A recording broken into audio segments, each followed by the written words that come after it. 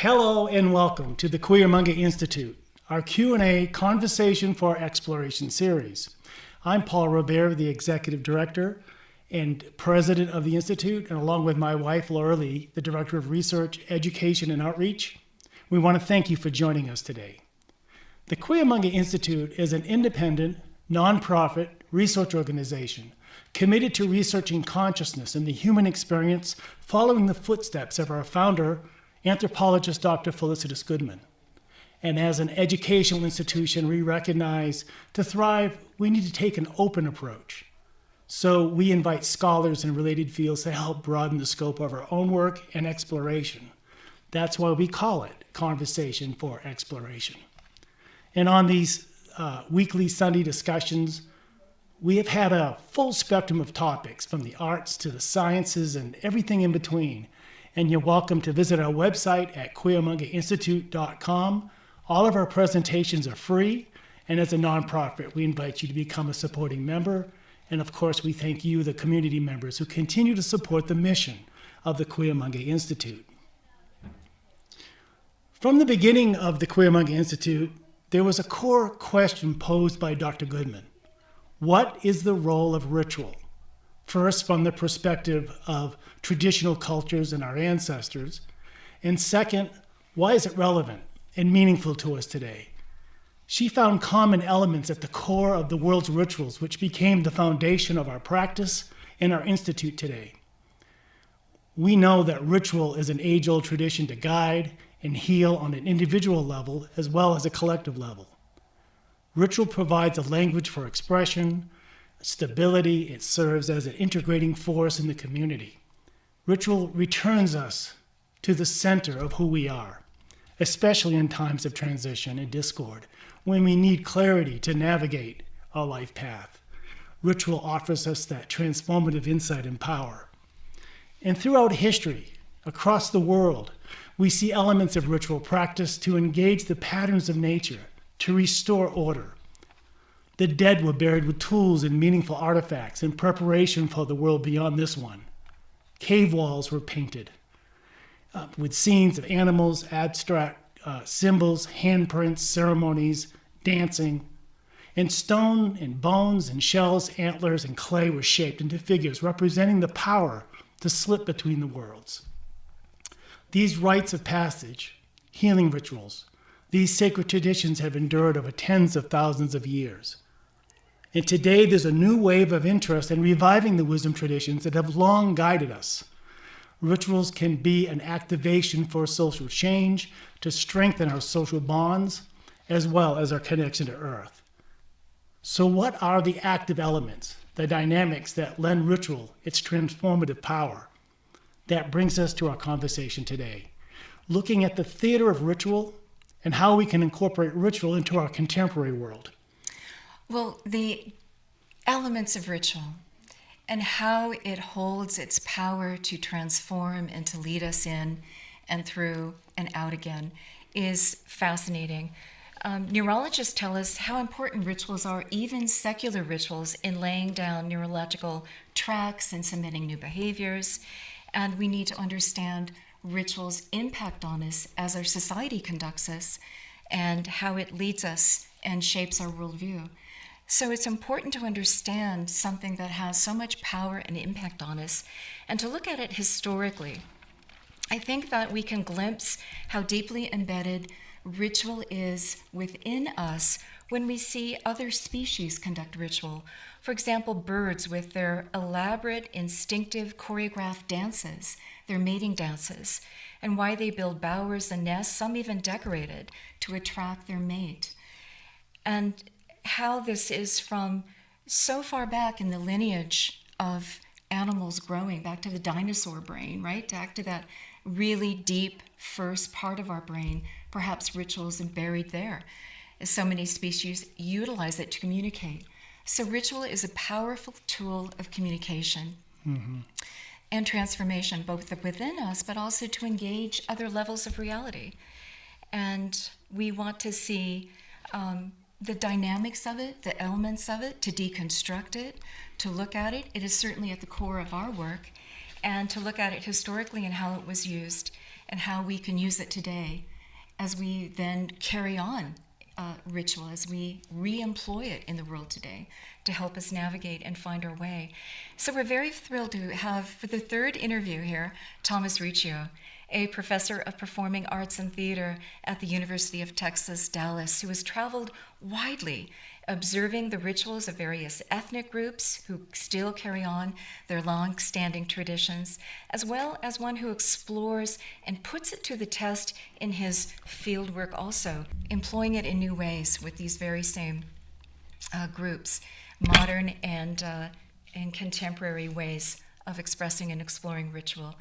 Thomas spent a week with Felicitas Goodman back in 1991, and he says that engagement, that work that he did with her then, still informs and shapes his work today.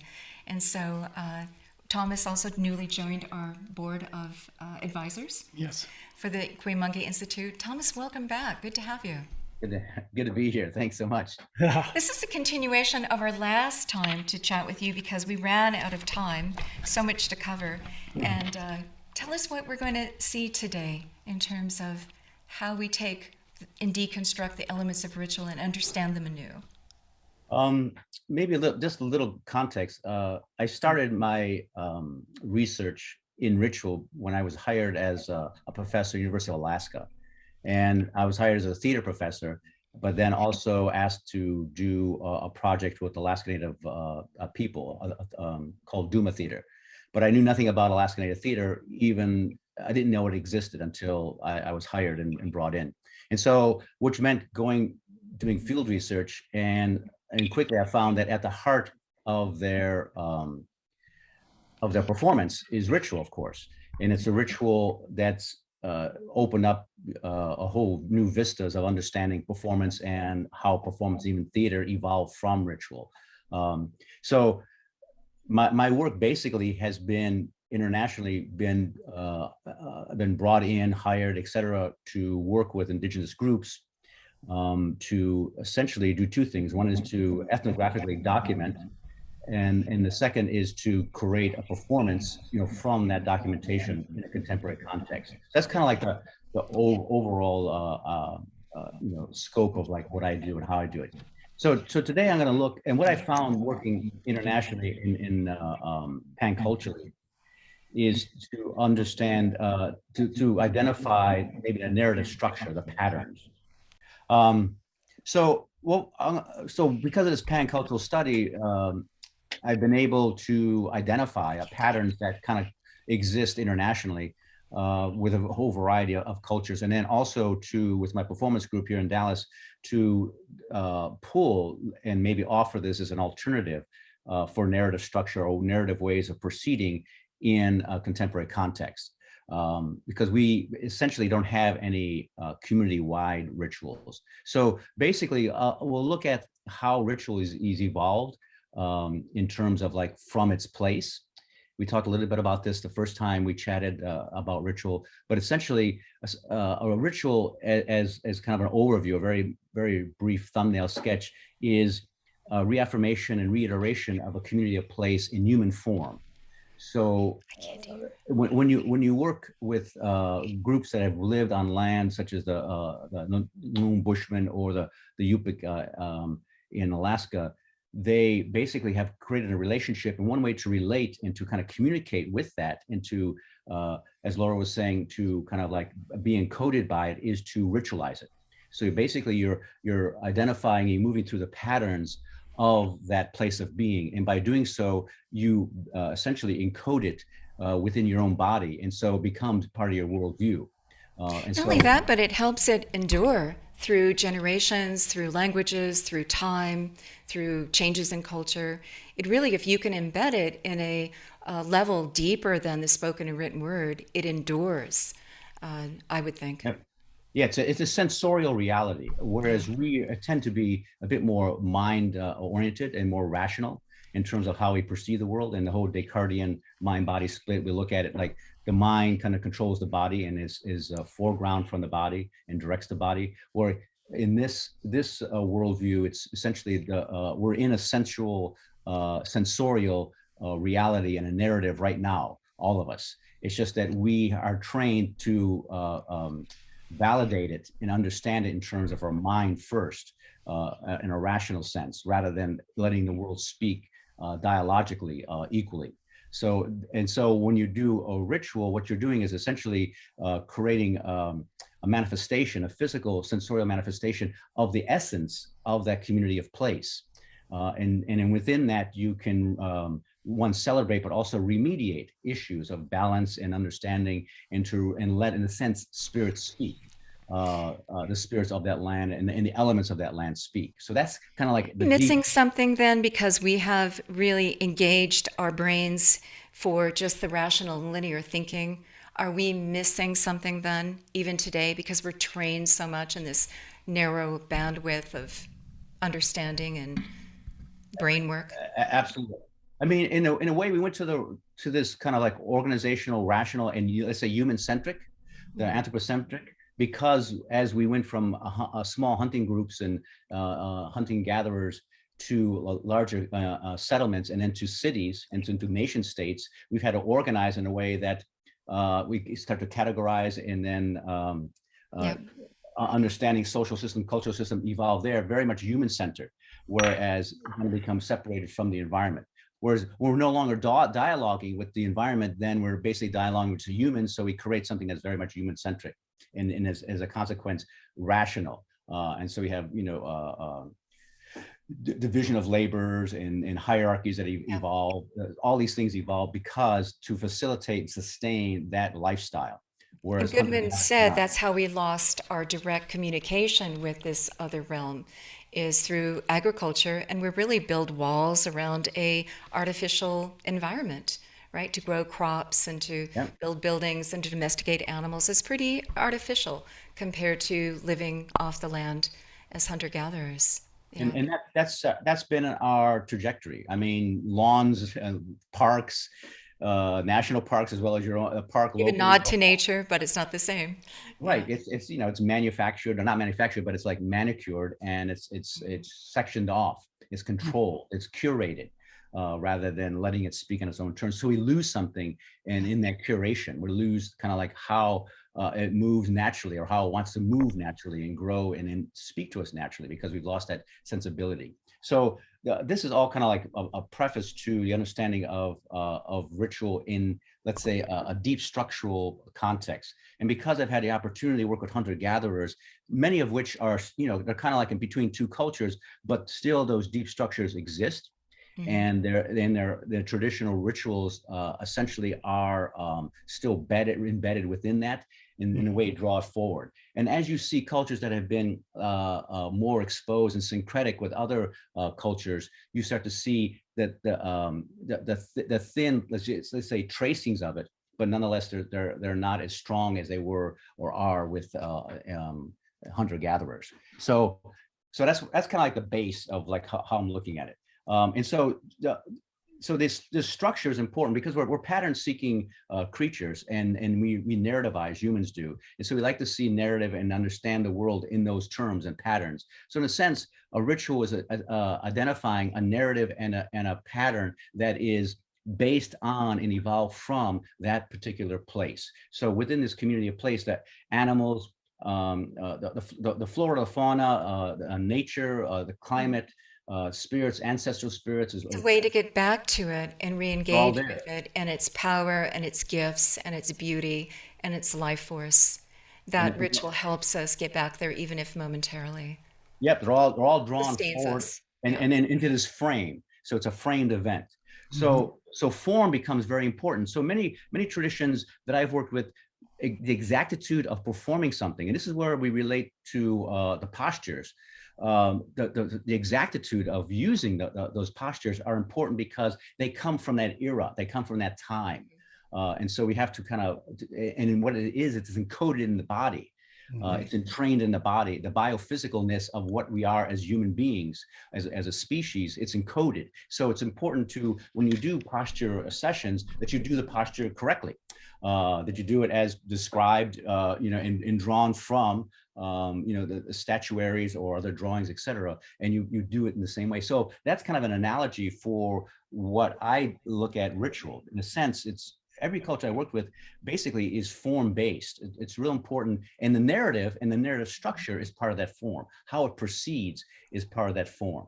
And it is so powerful. It's hard for anyone not engaged in this work to understand its power and the delivery of that because We're it's just kind of counterintuitive. we're blinded. We don't even Yeah. know we don't even know what Yeah. it exists. It's like a culture doesn't see its own way of being, its own mythology as mythology. They see it as reality. Right. And so we kind of Good see this point. way of looking at the world as like reality. We don't understand that there's another dimension. We And think it's we're the only really, way and everything else must just be a fiction. Mm. Yeah.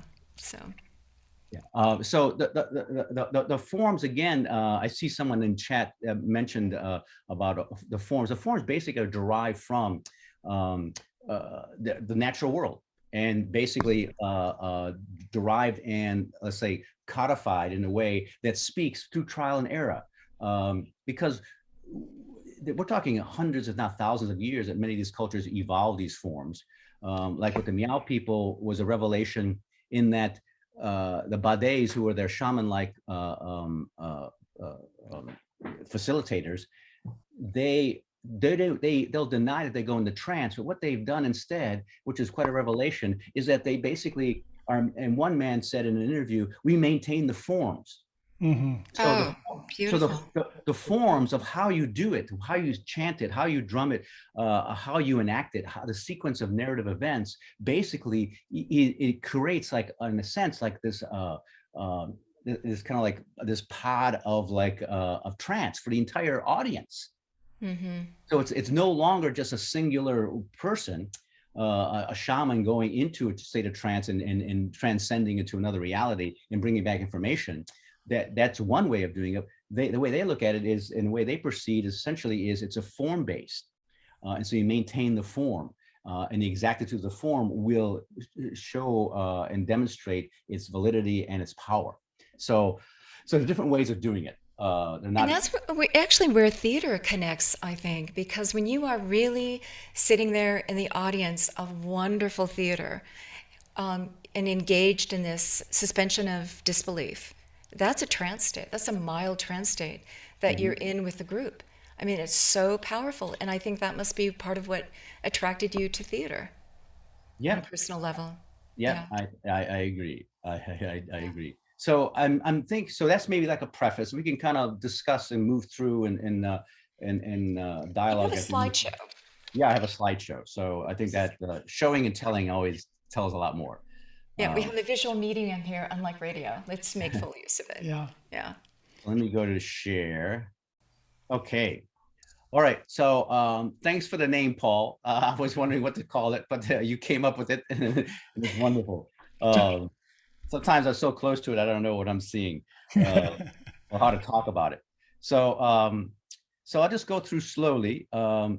And then, so this is not a great video, but the idea is I'm going through now like a narrative structure, which is loosely based on, I had worked in Saha and the Siberian Yupik, because it's an old, no, I'm sorry, the Siberian Saha, since there's such a storied tradition. And I don't know if you know it or not, but they actually have, they've declared shamanism as their religion or their national spiritual belief system. And, Interesting. and they have schools for those people who have an inclination, and so they support it.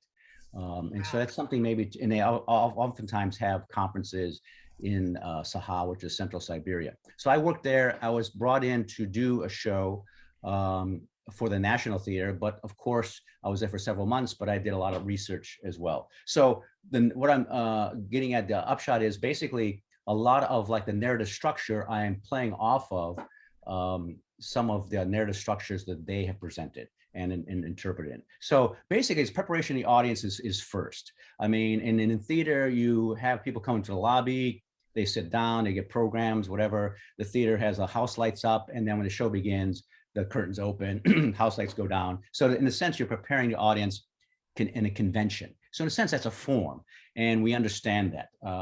We go to the theater, whether it's a movie theater or a live performance in Broadway, off Broadway, or community theater, and they all do the same thing. All right, so it's a kind of a cultural concept and convention. So within that implicitly is an intention is stated. So in theater, we state it basically by the convention. The setting, the atmosphere is there. We know now we're going to go into another altered space, a suspension of disbelief.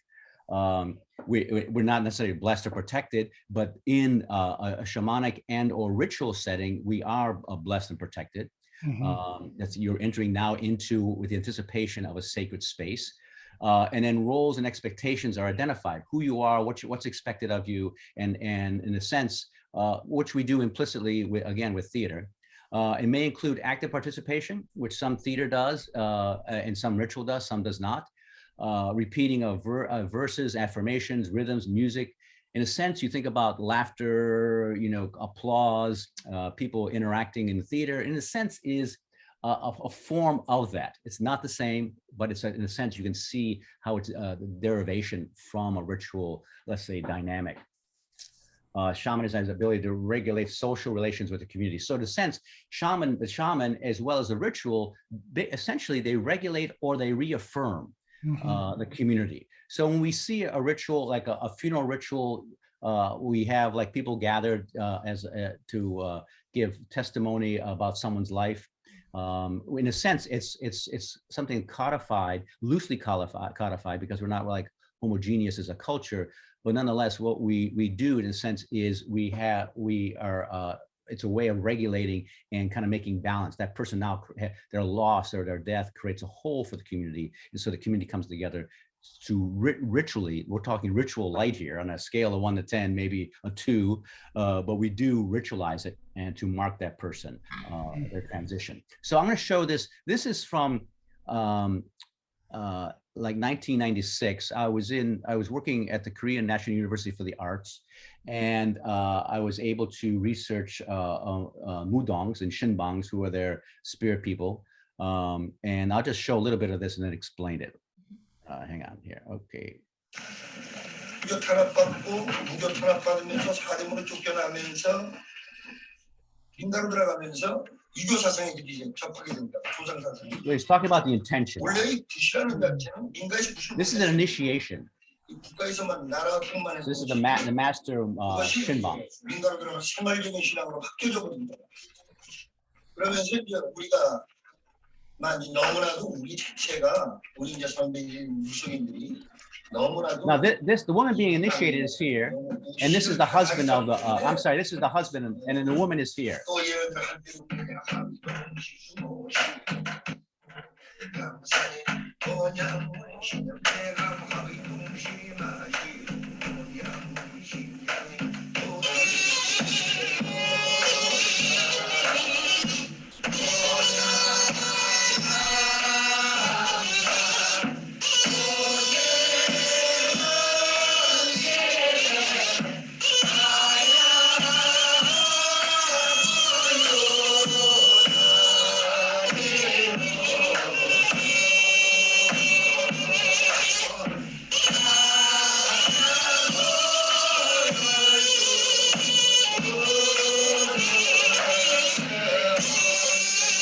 This is the initiate right here. I'll just leap ahead here.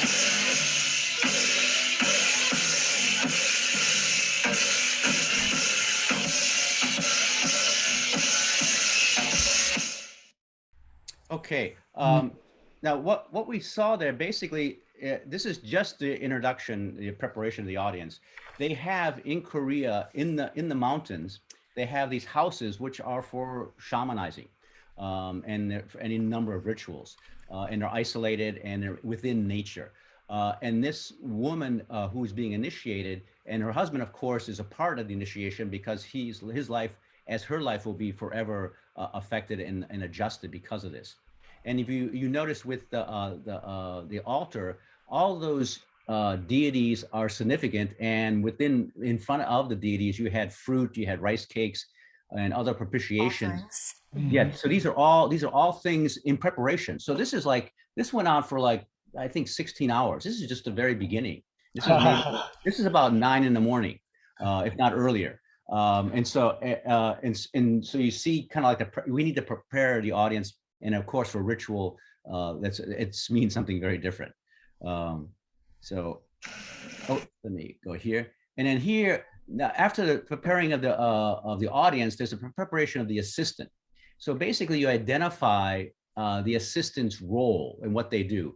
Now I'd shown earlier another Shenya, which is the Miao people, and it means transcendent maiden, because many Shenyas are women primarily. The Shena is a male, which are in minority. There are very few, maybe 95% are female in the Miao culture. And so this woman basically is in the Ma Mei, who's the woman in the foreground. She is serving as an assistant.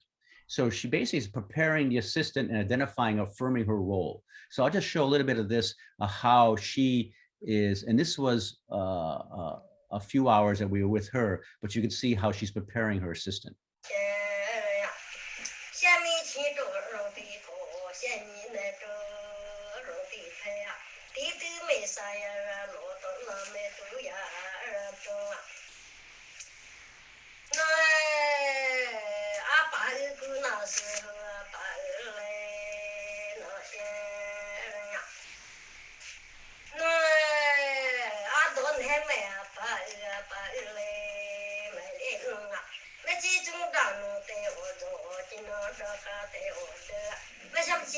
Thomas, what is she folding? That's called spirit money. So she's burning it for the spirits. And that's what you see also on the table. And so you're saying, to enable the trance, she covers her head, as do other Shimbans. kind of blocking out the view of this world to see the other world. Absolutely.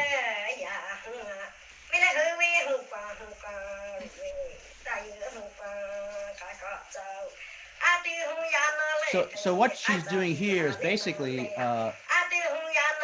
she's introducing to her spirits, she's introducing and assuring from her spirit guides and helpers that her assistant is welcomed. Because it takes two. And you'll see in some other videos I have coming forward, you'll see assistants and how they interact with the shaman going through it. So in a sense, again, we're going through like a narrative structure, which is very, you can look at a parallel and in your mind, maybe think about the parallelism with that of theater. So in a sense, we're kind of like the assistant in the sense is you're seeing the setting, the lights come up on stage and you start to see the assistant in the sense is the setting and or the context or other characters. You're not sure, the protagonist usually doesn't come out and declare themselves. It's basically those around them are assistants enabling them to tell the story. So there's a real interesting parallelism between dramatic dramaturgy of the theater and also the dramaturgy of shamanism and ritual. You'll have like a central character that moves forward. Yeah, ritual did not start, theater did not start with the Greeks. Right. It's a much earlier history. Right, and the Greeks have a very, very strong ritual history, As well. Classical, era. Okay, let me see. Oh. Okay, now this one, well, of course, we prepared the assistant. So the assistant's there. Now,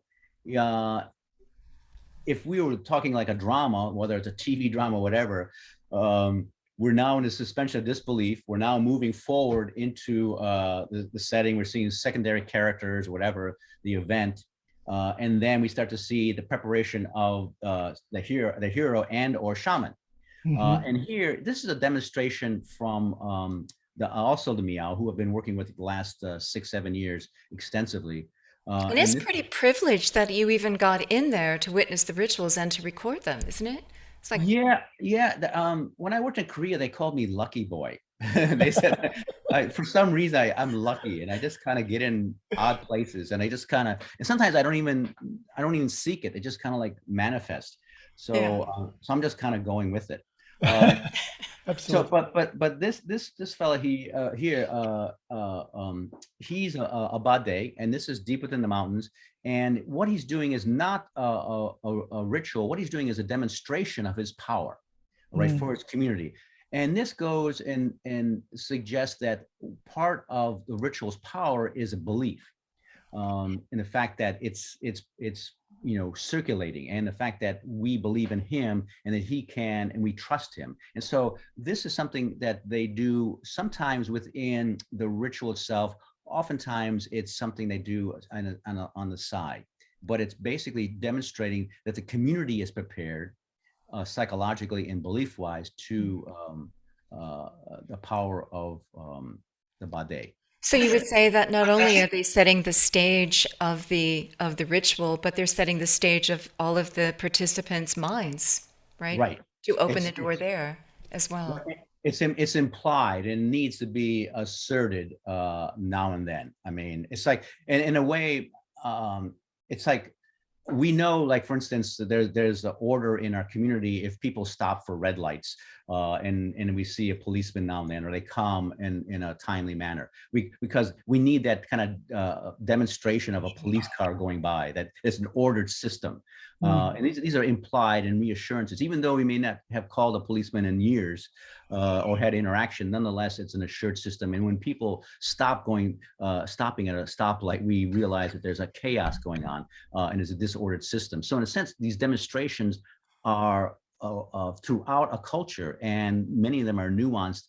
And within this cultural, because it's spiritual, we need these affirmations. So when we go to a church or cathedral, there's a certain convention of the setup, and the priest, and if it's Christian, it's the paraphernalia and regalia of Christianity surrounding it. Those are in and of themselves, separate from the ritual itself or anything said, are reaffirmations and demonstrations.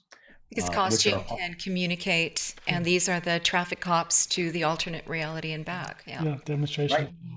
Yeah, and so it's sort of, again, getting back to what I initially posited, is that in a sense it's an immersive narrative, and then we're actually, all of us are moving through this immersive narrative all the time, and it's always dialoguing with us. The issue is that the dialogue has been essentially manipulated or manifested through human anthropocentric forms rather than natural forms, and that's to our deficit.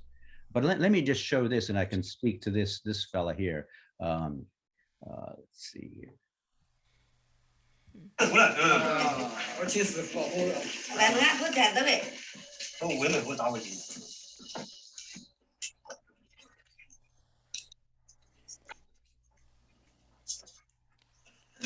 So he follows the same preparation as he would for a ritual, but this is only a demonstration. This is in his house, by the way. 快把手我放进去，手哎，把那不多，把参与一把那不。哎，对，把那个，下来喽。这块，点点，这块。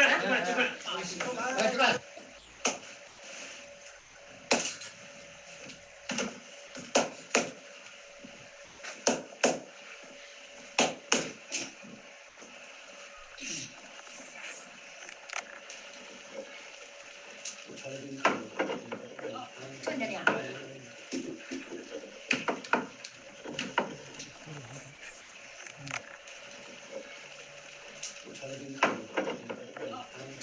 So he's writing to the spirits.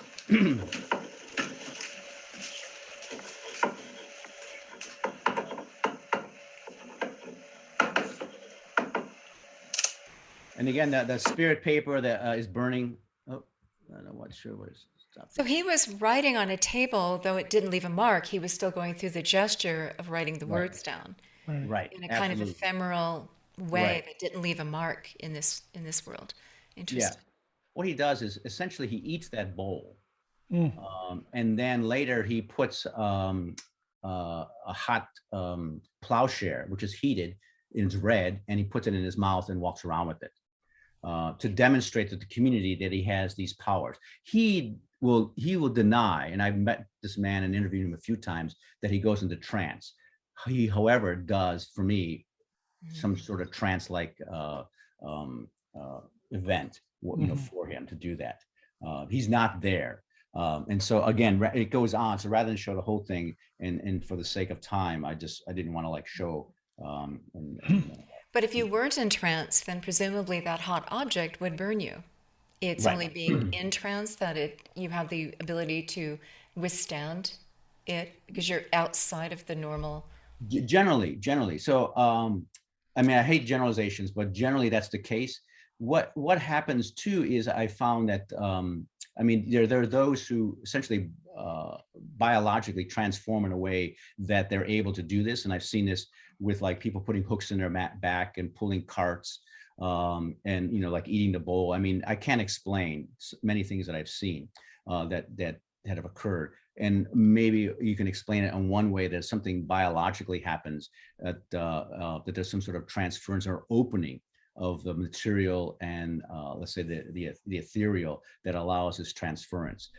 When I worked with the Bushmen, there was an issue of like metaphor, because I realized after several days of working with them, they had no sense of metaphor, and that was like a problem with the communication.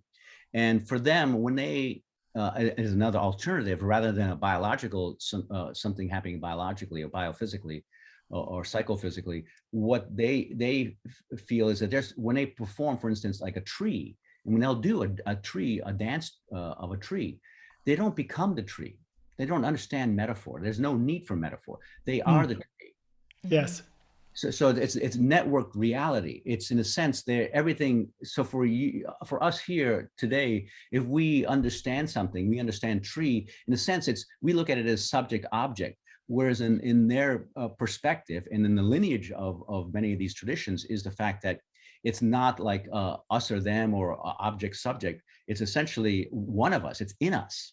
Treeness is in us, and for us to perform it, it becomes a level of us, another aspect of us. So, And I it's mean, why it's so difficult to language our experiences in this trance states, because when you become the tree of life, you become the tree of life. Your boundaries dissolve, you grow very tall, you feel branches, you feel your feet are roots. I mean, it's sensorial. It's sensory apparatus that's delivering this experience to you of becoming at one with that, whatever it is you're transforming to. What's the language that we can come back to this reality and speak of it? yeah, and then you're right. Yeah. You hit on it right immediately. That our difficulty is just what we're speaking now. Our Yeah. languages are rational base, and they basically are linear progression and rational logic base. And so when you're talking another reality about another reality that isn't the same basis, we're in a deficit, because how do we even talk about it? Because our language gets in the way. It's like our language doesn't allow. We're fumbling trying to like talk about something. We say, allow us to speak in mythic terms. That's the only language we have. Right. And even that's inadequate. Yeah. So many indigenous languages are formulated in a very different way. And many To times, encompass this direct experience. right, and many times they don't need to speak because the world's speaking. It's already intimate. It's already talking. Think about it. I mean, you and Paul, I don't know how long you've been married, but basically there's silent moments between you, but you're still speaking. Oh, yes. You see what I mean? So it's true of anyone you feel comfortable with. So expand that into like a dialogue with like your community of place. I don't need to talk verbally, because I'm always talking. I'm always in dialogue. The universe is like, always talking with us. Yeah. But so we're having issues of like, how do we transcribe that into our worldview? And that's a real struggle. In a sense, it's kind of going back and reimagining it and reinvigorating it and bringing it forward, having gone through this long few thousand year kind of like moment of like of our development as a species, as a global species. And consumerism, colonization, all those things were part of that. And how do we return to something now that we're becoming indigenous again, indigenously global? The planet, we're all planetary beings now. And that's something that's, how do we reinvigorate this language or understand it again? I say direct experience because the language of spirit is the trance state. It's all there in the trance state. It's the universe speaking to you within those elements and that experience. Yep. So it's a very holistic language. There's several people in chat. Should I, do you want to moderate the chat or? We'll moderate the chat, but what we'd like to do is have you go ahead and do your presentation. Okay. First. We'll come back to some of the questions. Okay, yeah. And we ask guests not to have to monitor it while they're trying to do a presentation. It's too much. Oh, okay, but yeah, but if it's pertinent to that moment, I'm Yeah, I'll happy see to if I see a address it. specific moment. Yeah. So much good conversation. Yeah, We'll get to it. Yeah. Let's see here. All right. Okay, so what happens too now, again, I'm going back to the shamanic model, and there's this preliminary singing. And this is a shaman that I worked with. I mentioned Saha, and he was a well-known shaman, reputed to be like one of the strongest and most from a long lineage. His father was killed by a purge by Stalin. He had to go underground during the communist era, but still practiced as he could from the underground. And now when I met him, this is in the early 90s, in a very remote hamlet in far north Saha. It was really quite a profound meeting with him. But he at first refused to see me because he said he wasn't a shaman. And then I didn't know what was going on through my translator. And so I asked if I could see him just for 20 minutes to say hello because I came from so far. And he agreed, but and I had to agree to the fact that I wouldn't ask any questions about shamanism. And when I got to meet him, I go, "How are you?" And he goes, "My soul is gone and I'm just waiting to die." And I understood then that he considered himself not being a shaman because for them, shamans have two souls, a human soul and the shaman soul. So his shaman soul had left him, and now all he was doing was a husk of a human soul and waiting to die.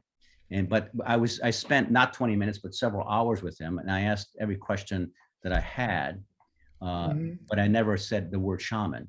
Right. And so as a consequence, he answered, but how do you sing? But this is his singing. So I asked him, how did you learn to sing? And this is what he responded to. Some of the first, the question was, what are some of the first songs that you remember? And this is what he responded.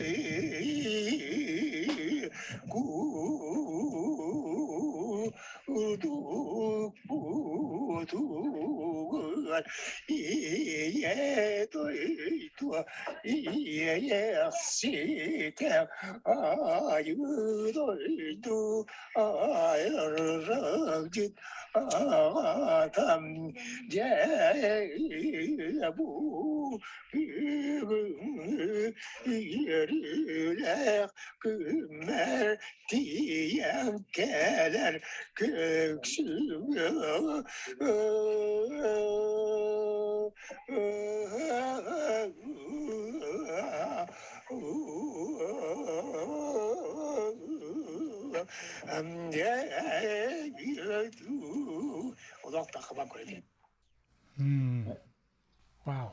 So if you notice, if you think on what you just heard, a lot of the were like back of the throat, more guttural. And when I asked, I go, they sound like animals. Yes, they're animals talking to him. And he's singing. He basically becomes like a medium for the animals' voices. And so he's calling these animal spirits, which are, of course, for the Saha are very important historically, to communicate with them and to basically to be like their spokesperson and to invite them in. So again, going into this community of place sensibility, he becomes a channel for them. So it's not just channeling humans, it's now or spirits, and now channeling animal spirits. And that was what he's doing. When I asked him when he learned to sing, he said when he was 16, 17, working in the field, he just one day started spontaneously singing. His father knew that's what was happening, that they were calling him. And so they put him in a yurt, and he sang there without sleep for several days. And he just sang incessantly. And that's how he was trained. His father, of course, trained him, but then the spirits trained him. They came through him. And that's, again, he's from a strong hereditary line. So this How is differently we would treat someone who had that kind of calling today. Yeah. Yeah. Yep. So there's inclination there. And many times we relegate them to margins, or we say that they're, something mentally disturbed, or they're schizophrenic or bipolar, or we kind of look at things in Anything outside our narrow blinders? Yeah. Yep. And anything that's non-normative, we basically dismiss because it's not what we deem productive to this human-centric, anthropocentric way of perceiving the world. And it takes us back to Dr. Goodman's research into speaking in tongues, the whole, the origin. Yeah. So I mean, it starts opening up, and I really ask more questions, and opens up kind of like events that are occurring in our own world, and how do we look at them and how do we perceive them? Let's see here. Since we're talking about Saha, I wanted to show also. This is Evenk, and they're a small indigenous group in northern Saha. This was a demonstration. They brought a shaman in. As I mentioned, they have a shamanic school in Yakutsk, the capital of Saha. And they on occasion, they brought in these shamans from remote places. And this is an event I was able to see with a shaman. And I just have an excerpt from this here, but I'll just play it and then explain it.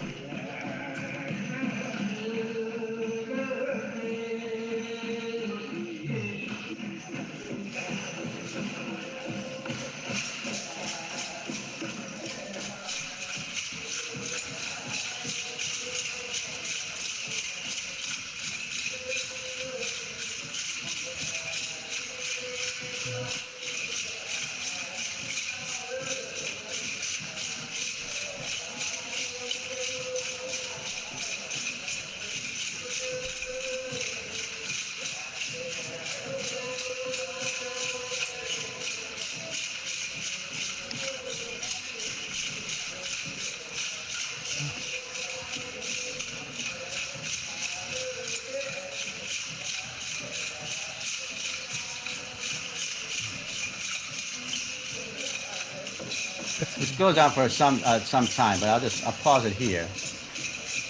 We got to work with a Ulchi shaman who danced with bells. Najiska was her name. Yeah. The power. Go ahead, Thomas. Yeah. Oh, please, Paul. No, I was just going to say, obviously, the power of the rhythm and the continuation of the rhythm, and as you can see that longer it goes, the all of a sudden there's more of that other element taking place. There's that transition taking place from this reality to this alternate reality that Dr. Goodman referred to, but not in their perspective. It's not two realities; it's one reality. It's all combined. This whole idea of reaching into what we think of as a spirit world and into this reality, pulling the two worlds together. Yep. Yeah, absolutely.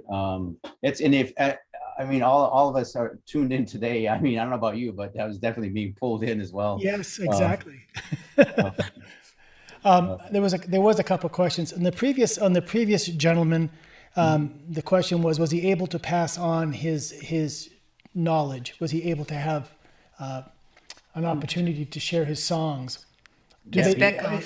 He had a nephew. He mentioned that was learning the ways. Oh, good.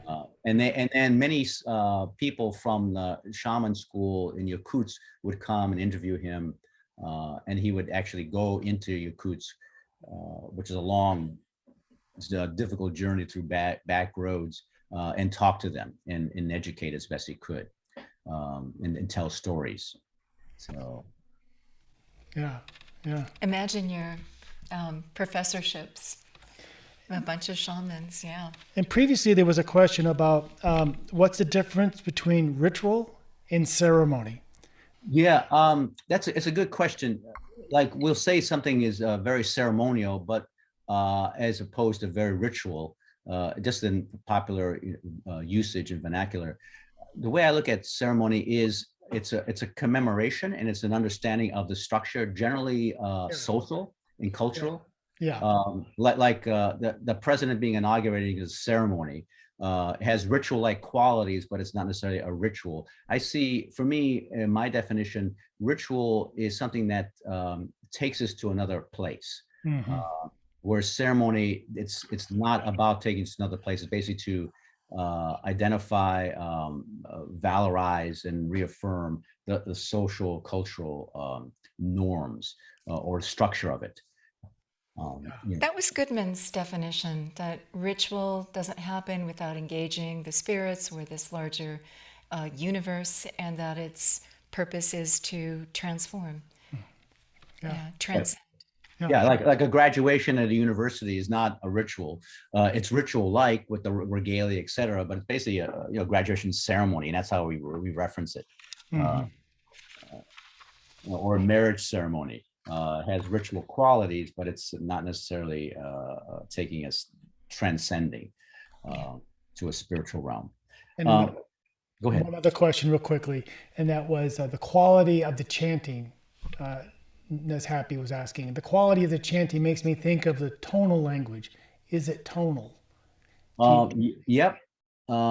It is tonal, and many place-based cultures are tonal, and they're more sound oriented, Right. and they're more body. Many times they work in the body very differently. In Alaska, for instance, there was more back of the throat and back of the mouth, in the whole, and also in chest.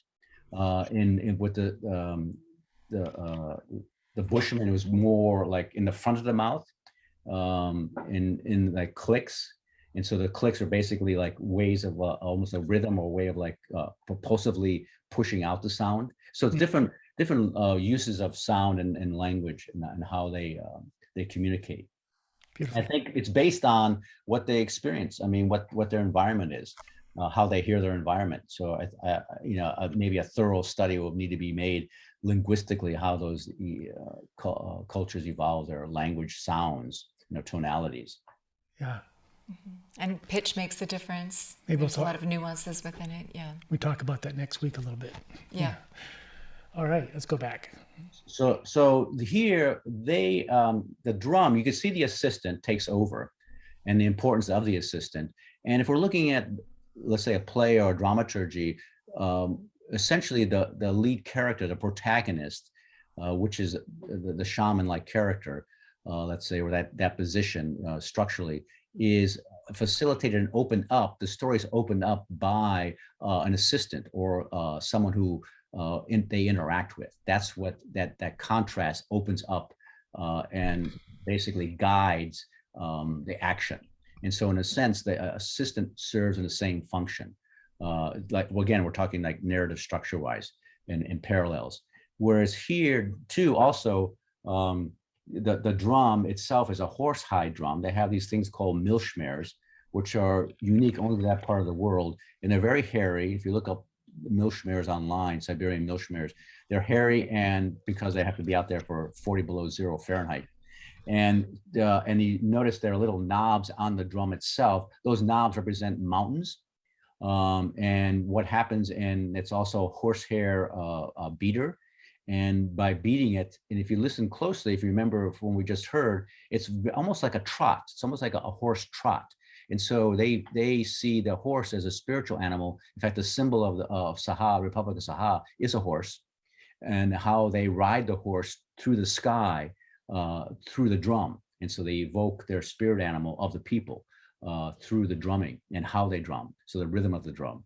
And then you see also he had, and this is typical of Siberian shamanism specifically, but others cultures as well. You see how they protect the back, and you notice those the reflective material, the metal, some of it's silver, some of it was tin, and how they're shaped like his helping spirits, and how if a bad spirit, an evil spirit will attack, it will attack through the back.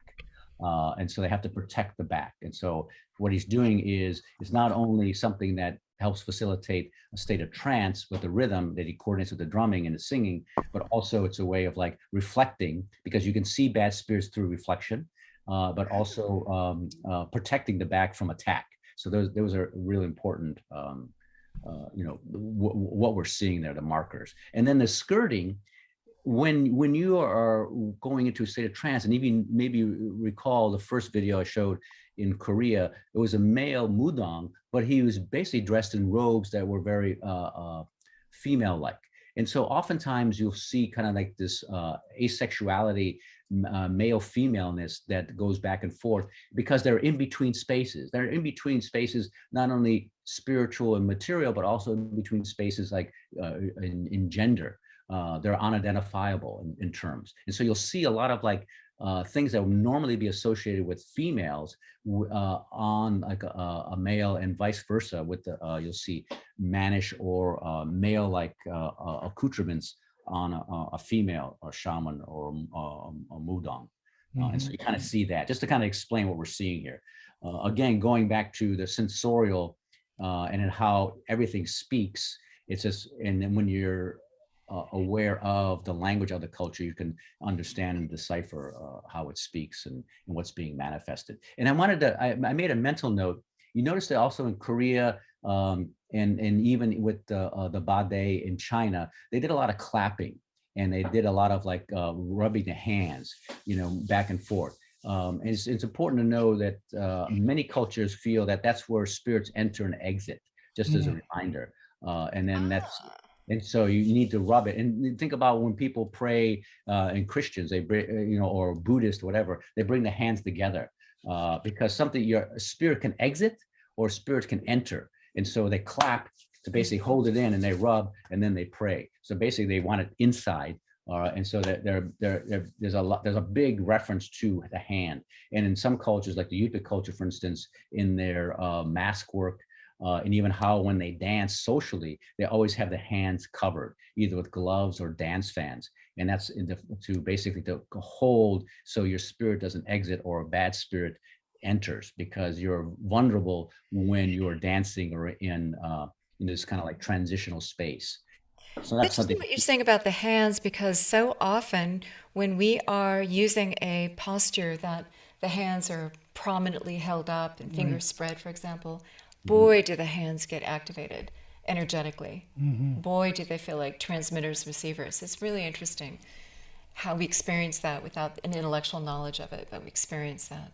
Yeah. Yeah. And I mean, hands, healing of hands, putting your hands on someone, massage therapy, all these things, Reiki. I mean, all these things are kind of related in a way to that. It's a transference.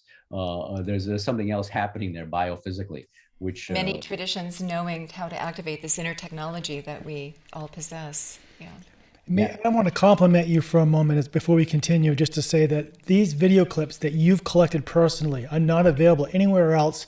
This is a once-in-a-lifetime experience for many of us to see this, because we're not going to be traveling to these places. We're not going to have access to this knowledge and information. So, Thomas, I wanted to thank you. I know we're only halfway through, but I wanted to thank you even now, because I feel so grateful to have an opportunity to see this. So, for me to like kind of home movies, I mean, kind of like I don't know who'd be interested. I mean, I'm interested, but it's good. We are. Oh, great, wonderful. Let me go to shamans to our faculty. Yeah. Let me go to this one. So this one is transfer shaman to alter state of consciousness. So it is invocation, and the shaman collects his knowledge of the supernormal, at the same time fully reliving the roles and events in which he or she is relating. So let me just show this here.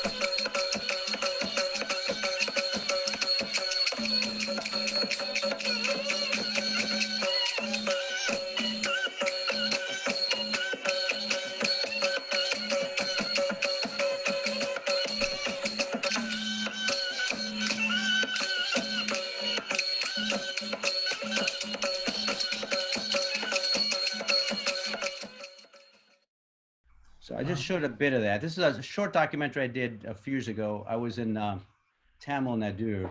A friend of mine, I did some workshops in Pondicherry at the university there. And he was a Terakutu performer. And I showed this because this is it's more ritual. It's just not shamanic, but a lot of the shamanic elements are there.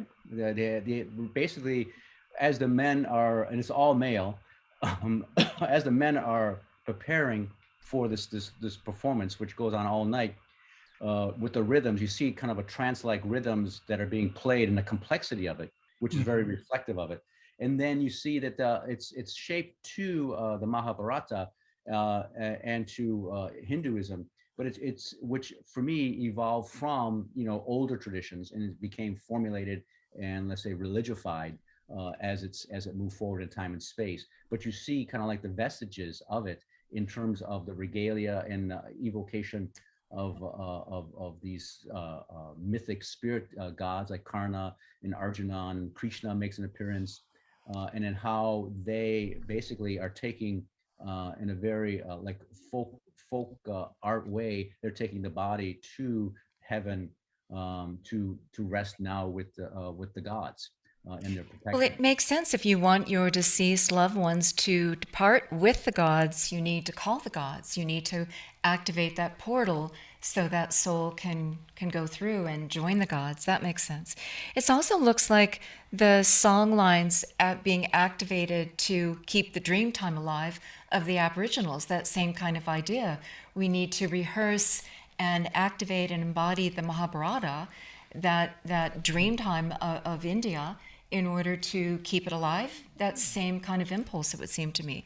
And I also want to just compliment Julie Taymor, the director, did The Lion King and other projects, because she talks about being in Indonesia in her early career and just walking in the night and coming upon a whole pageant that's taking place under the full moon, and looking around and going, where's the audience?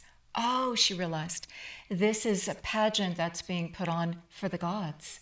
Right. And so this form of communication, being theater, costume, chanting, singing, this we need to activate this and keep this relationship alive. Sure. It's just, you see that all over the world, this Yep. understanding, this covenant. That's a good point about performing for the gods. I mean, performing for the community, but also the gods. And that event Terakutu is basically means crossroad theater or crossroad performance. And they always take place in a community. I mean, it was across, you can't see it from the little excerpt, but it was across the street from where the man lived. And as the things proceed, you see people driving through in their Vespas, you see couples holding hands running through, but essentially everyone who knew this person are on the street, and some of them sleep and wake up during the night, and there's festivities throughout the night, but it's basically a community ritual in the neighborhood, in the crossroads. And then what that does is activates the crossroad, which we normally see as just a crossroad, as a crossroad that's metaphoric of something much larger, and been sacralized for that moment. So, and it's kind of the wavering. Things can change very quickly. What was normal all of a sudden becomes something quite profound and metaphoric. When you slip across that threshold. Yeah. So what the idea of showing this is that they're invoking these songs and basically to alter a state of consciousness using the repetition and alpha state inducement, much like shamanic and much like how are done in postures, and it's conventionalized, for that culture. And the sounds, of course, evolve from the complexity of that culture and what's pleasing to that culture as far as like tonalities and instrumentation. But it serves the same purpose. So, okay, so I'll just, let me go on here. All right. So addressing the spirit helper, go back to the Meow people. So basically, this is a Shenya that I worked with, and she basically addressed the spirit helper.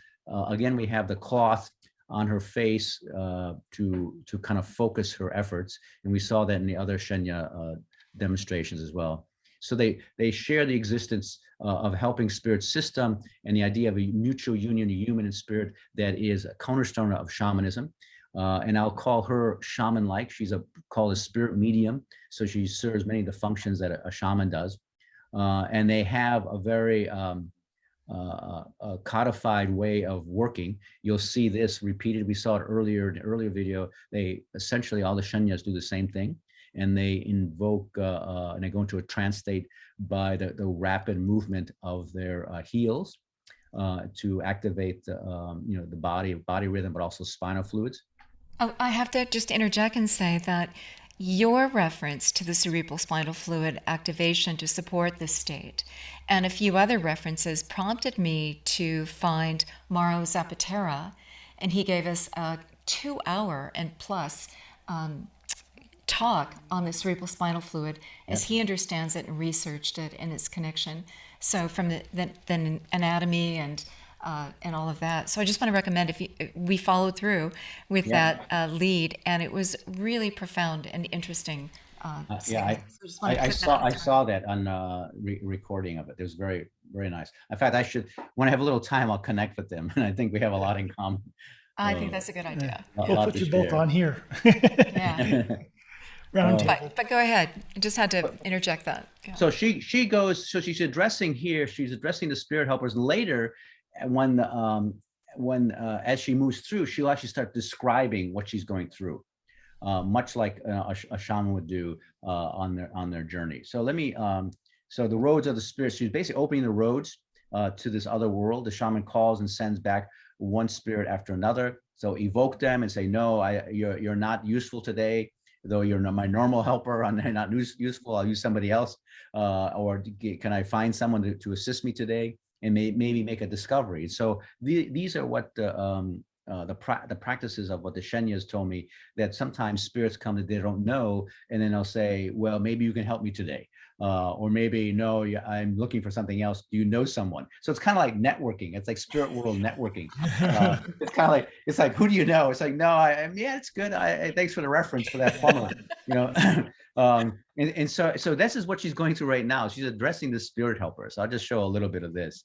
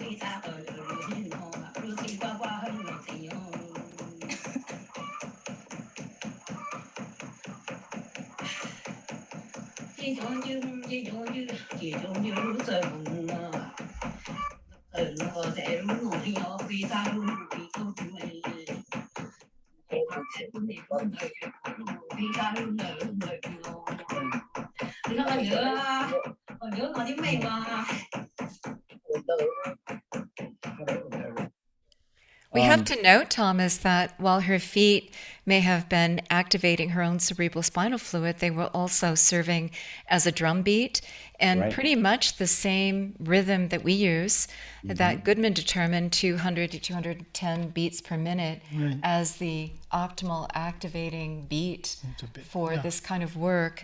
Paul was beating along to it. You know that beat well, Paul, don't you? Yeah, we all do. Yeah. So interesting.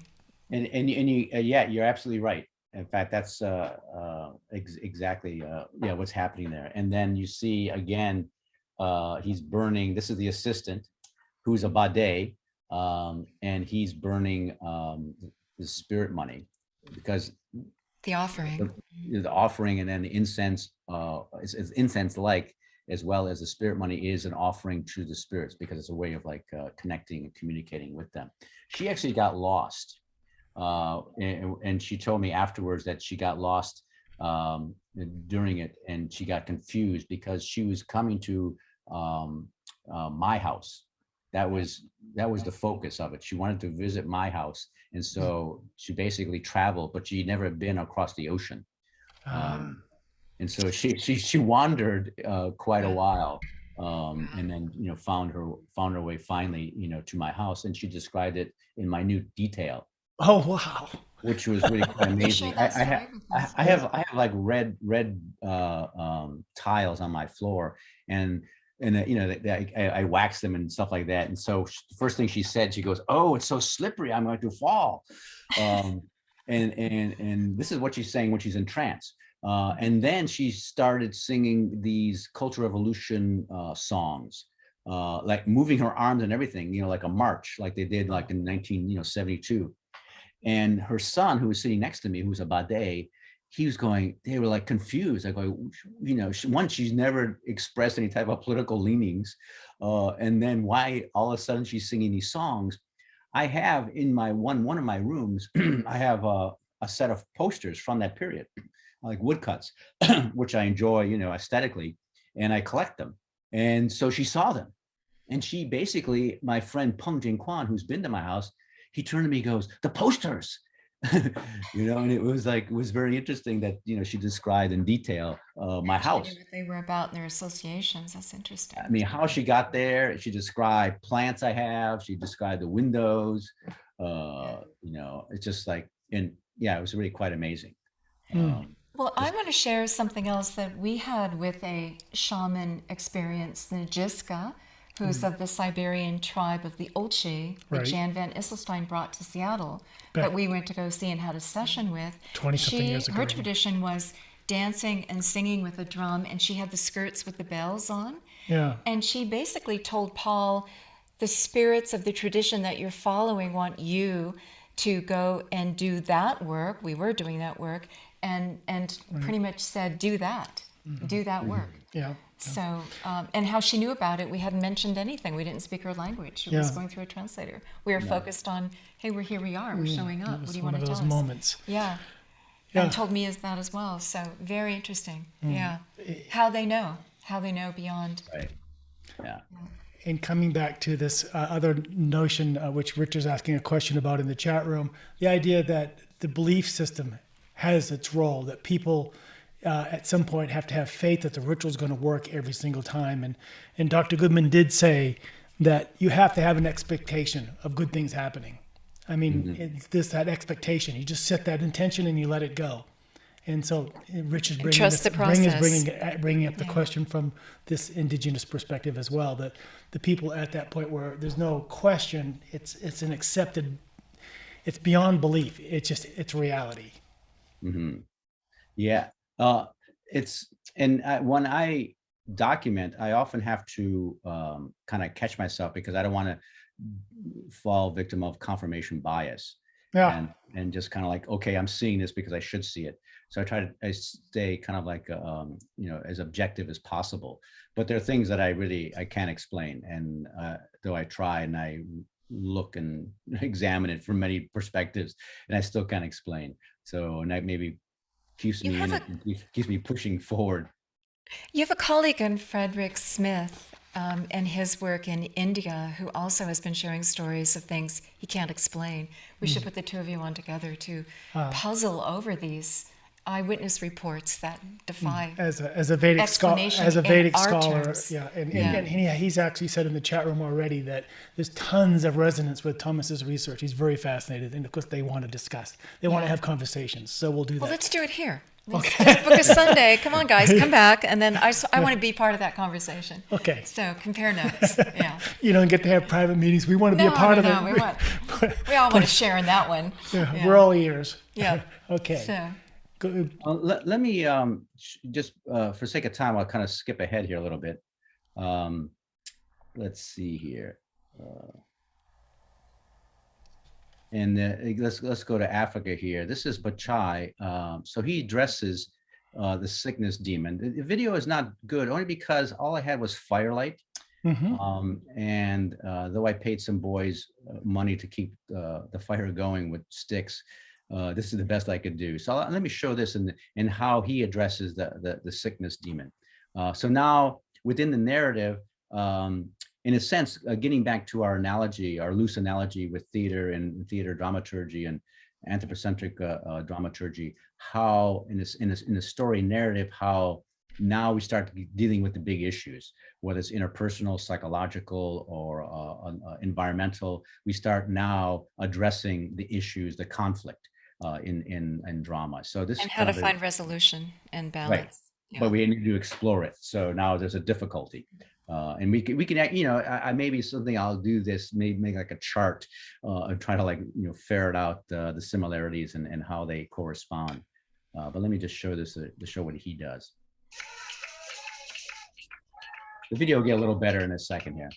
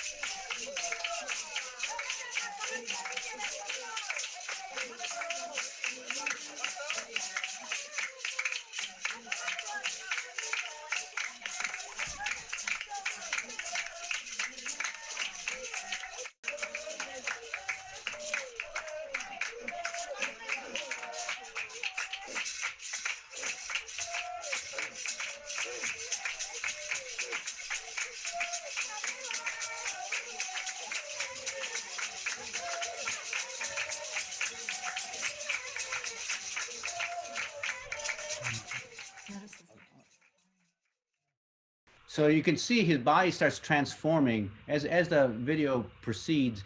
He starts taking on other shapes, and those after talking to him and knowing I'd seen several of his ritual healings. It's basically he's taking on the shape and they're invading his body, and he's kind of like wrestling with them as they enter into him. And he's in a sense he's sacrificing himself to heal the sick person or to heal the issue that's confronting the community. And that's part of his process. So he's addressing the sickness demon, not only verbally, which he does sometimes, but basically, let's say biophysically, he's addressing the demon and he's wrestling with the demon. And you'll see this throughout a whole variety of cultures. When you say changing shape, were you visually seeing? What were you seeing that from? I worked with them. I was with them several months, and it was you know, the relationship was interesting. They were at a refugee camp. That's why they're kind of wearing Western clothes there, and in the Kalahari, and in the they weren't sure what to do with them. They had been there for 4 years, and this is where I was hired to do a tourist show. I had met some people in Durban, South Africa, and they go, "Why don't you come work with us and do a tourist show to bring tourists to this area?" And then working there after about a week and a half, I realized that I was working with shamans and their assistants. And I go, "Oh, this is really kind of like I have Once to again, you were called, Thomas. I got to recalibrate, you know, how I'm working with this." So I said, "Let me rethink this." And so, and I convinced the trust that hired me to make it a documentation project.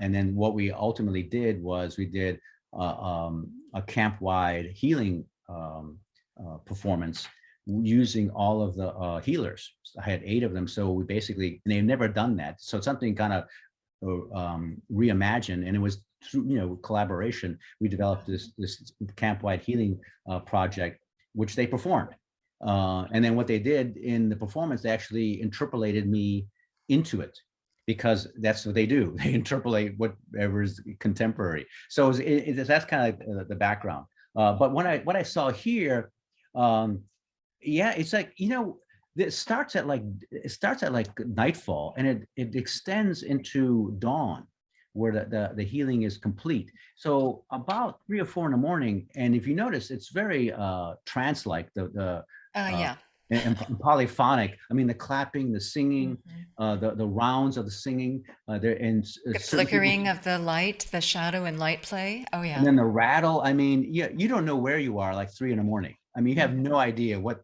kind of like dimension or like what century you're in. And so, I mean, whether it's real or imagined, I mean, you start feeling things that start moving. And then there are things I didn't include it in this presentation, but I have video of another shaman putting a knife into him and then pulling it out, and then leaving no mark, and then sitting next to the knife as the night proceeded, and then recognizing that the knife was not a retractable knife. It wasn't like a sleight of hand. So I mean, I can't explain that, and how that happens. And in all my research, it's just kind of like, these are big questions for me. What I miss the most about all this for us Westerners, and I saw children there, part of the audience, imagine growing up with this, a standard fare, and that how this would shape your worldview, to witness things like that. You've witnessed it as part of your worldview. You understand the world in these terms. Your worldview is larger because of it. I miss that as a Westerner, that so much of our trance work over 30 years has been shaping our worldview. You cannot help but dive into this realm and come back with this experience, and it opens up your worldview. And so that it shapes you. And I feel that we are missing not only that direct experience, but also the impact that it would have on us as a culture, not just as individuals, but as a culture. Right. But imagine living in a larger universe in which this is just, every day. Right. And children are excluded. I mean, they're basically, we think of them as not being mature enough to have that experience. So there's maybe wrong thinking. Or that it's other. Well, there's this really Western, it's all of a piece. There's this Western, overlay of thinking that somehow for something to be spiritual, it needs to be quiet and it needs to be church-like. And so we've had to break that boundary of understanding that, like you've seen in several of your videos, people are walking across the room, there's other things going on. Conversations doesn't matter, the ritual continues. The power of the ritual is not in any way influenced or impacted by the fact that there's other things going on in the room. Yeah, it's very informal, and that's kind of a lot of people, we have a notion in the West that it has to be formal. All of them are a lot of conversation, people answering cell phones, smoking. It's And by the way, I didn't have a knife inserted into me, but I went to a Filipino what do you call it, psychic healer. And I saw him put his hand right above my heart through the skin, I'm watching it, and pull out stringy stuff. He said there were too many strings binding your heart. I don't know, but I've witnessed that. Didn't leave a mark. It leave a faint red line, but there was no gaping hole. Well, the narrative structure is what enables you as like a participant to start to open up your own perceptions. So it's not only the perception we're talking about of the shaman and the ritual itself, it's also the perceptions of the participants start opening up. And that's kind of the point maybe of this whole entire discussion, and the interest for me of how do I bring that to my broader culture in the West, and how do I enable them to like open up their own vision. And that's where we have a shared mission. Yeah. Our worldview. We're engaged in the clash of worldviews. And like Chris Van Poel, the anthropologist, is saying, knives, swords, and skewers going into shamans without hurting them is a common phenomenon, and anthropologists cannot explain how it works. Chris, you got to join the Fred and Thomas discussion. Yes, you're in. We want to go. The inexplicable, confronting the inexplicable. This round table is developing. That's what you'll title it. Next So- slide. I mean, how are we doing on time? So I'm trying to like. Well, we're If not- you're willing to go over time, we well, are. we got 30 minutes at least. How about 30 But we minutes? also want to dialogue with our. Yeah, and have some everyone. questions. Yeah. That's true. So this is another example of addressing the sickness demon. This is a bade at a ritual with the Miao people in the Wulin Mountains. You can see in the background their sacrifices to the No Mother, which is the figure standing there.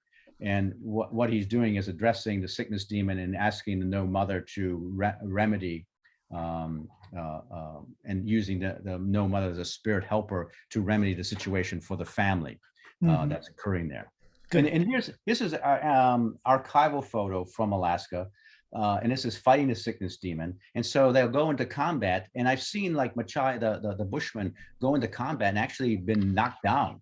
And it scared the hell out of me because it was in the middle, and all of a sudden the place just abruptly stopped, and there were people crying because they felt something came in and just knocked them down, and then basically sang to bring him back to life.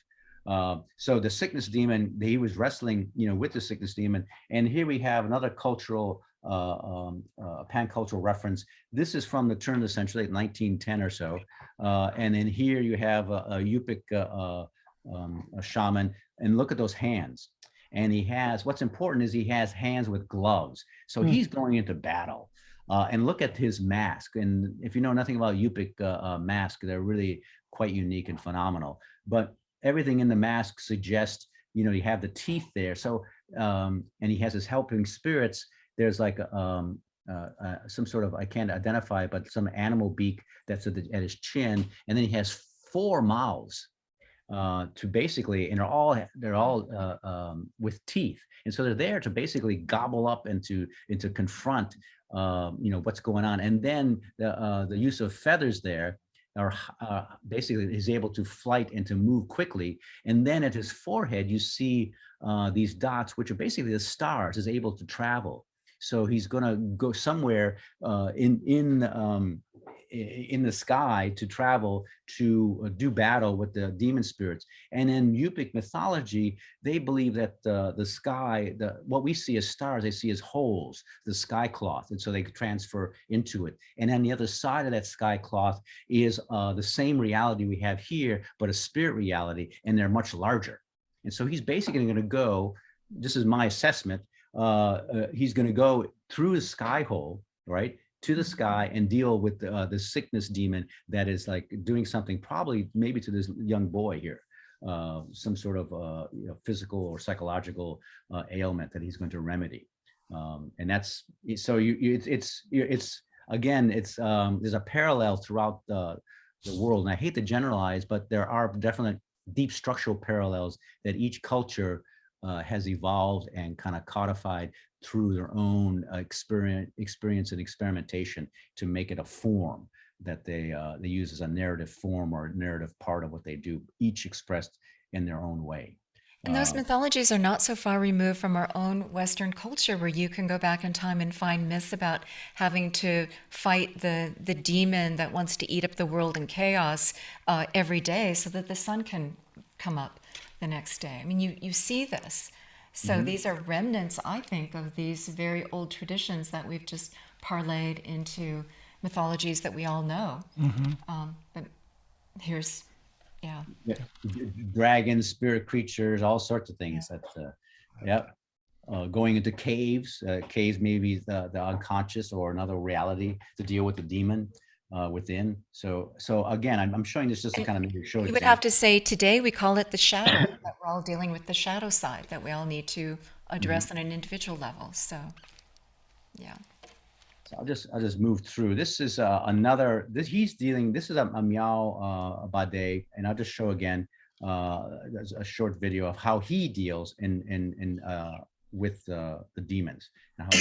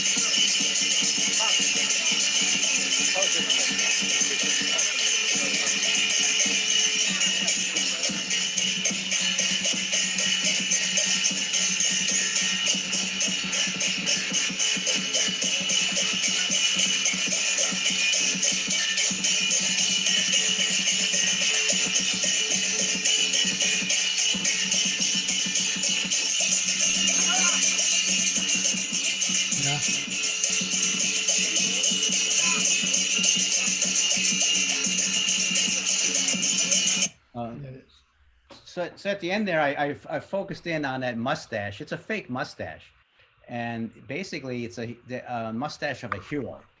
So he's going to do battle as a hero. And if you notice at the beginning part, there were like things attacking him from behind, and he has like this sword. It's not a real sword, but it's a ritual sword that he was using to defend himself.